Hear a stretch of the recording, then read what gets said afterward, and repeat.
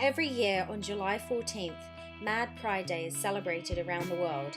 Here in Vancouver at the Galerie Gachet, they celebrate by putting on a Mad Pride festival of art, music, films, and discussion for the month prior. But what exactly is Mad Pride? And why would anyone want to celebrate being mad? Well, Mad Pride is an international movement celebrating people's uniqueness and their creative spirits and their madness.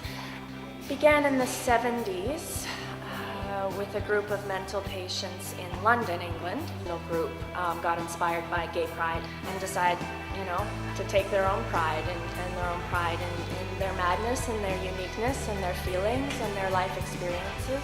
And they chose July 14th to be International Mad Pride Day.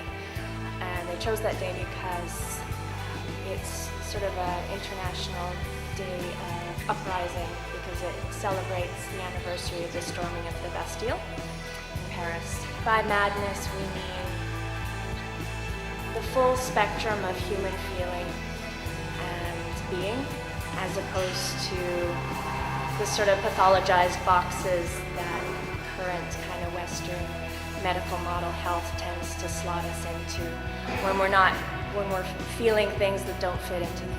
What began as a one-day international sort of Mad Pride Day has become the Mad Pride movement.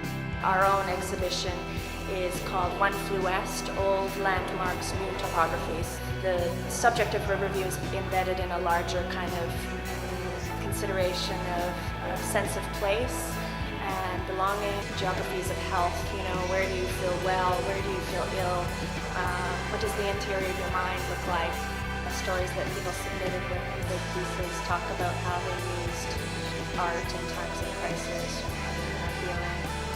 What painting does for me, it's really allowed me to live in the moment. Struggling with depression at times, I found that it's been a great tool a great grounding tool for me. In the way that I'm able to kind of get out of myself and onto the canvas. Drawing for me has always been a coping mechanism, I think. I was always kind of locked away in my room drawing from an early age. And it was a form of escape. I drew a lot of cartoons through high school. And usually I was the guy that was not really focused on the lesson at the time, but I was drawing cartoons. And that's just another example of me not really fitting into the confines of structured education. And now painting's become kind of an experimental media that I'm trying. I feel really honored to be a part of this Mad Pride exhibition. I always had that creative thing since I was a kid, and it just gets rid of all those screaming little demons in my head.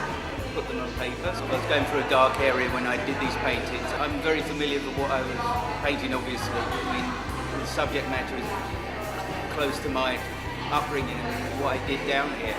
So I spent a lot of time in the downtown east side for many years doing my thing, as you can see by the painting. But it's more of an exorcism for me with these paintings to get this out of my system. So the anger in that piece, I spent a lot of time with guys driving around in cars. That's where that comes from. It's an amalgamation of all the drug dealers I drove around with looking for more substances to abuse. And I spent many a time in hotels like this. So, mad. Everyone always said I always took it with a pinch of salt and laughed about it. It wasn't until later on that I really started to worry about that word, mad. Because I didn't want to be mad, but I was getting madder and madder. And 90% of the people I know are mad, but it's just that stigmatism. I think that we're all mad to a point as human beings. I think it's just part of the human condition. There's not a lot of avenues to express emotions in polite society, so being able to do it through art is just really underestimated. Art is so old, drawings on caves. It's just an impulse that we have, and I believe that our emotions actually form themselves in such a way that they need to be expressed physically. It's bringing something from the inside outside, and there's a transformative experience within that that's incredibly powerful and highly underutilized.